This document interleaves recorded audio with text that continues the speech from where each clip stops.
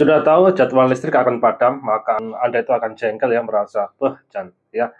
Jadi semua pekerjaan Anda ya, yang tentunya pakai online ya, media online akan terhambat ya, Bray, jika Anda tentunya menggunakan WiFi ya. Jadi saya rekomendasikan pakai UPS Mini ini ya. Ini power supply ya, guys ya. Penyimpan arus ya. Tidak hanya untuk WiFi ya, guys ya. Perangkat CCTV-mu, guys ya, tentunya tetap sama ya, guys ya. Tetap akan berjalan ya, seperti itu ya, guys. Nah, di sini Anda sesuaikan ya. Di sini kapasitasnya ya ini yang 3600 mAh ya.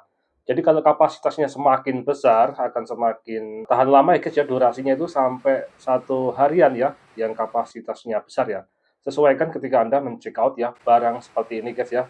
Nah, ini tidak lagi ada kendala guys ya. Tentunya Anda tetap berselancar ya di dunia maya ya, Bre, seperti itu ya. Jadi ini tetap recommended barang seperti ini guys ya. Real barang seperti ini ya. Coba cek di sini berapa harganya, Bray.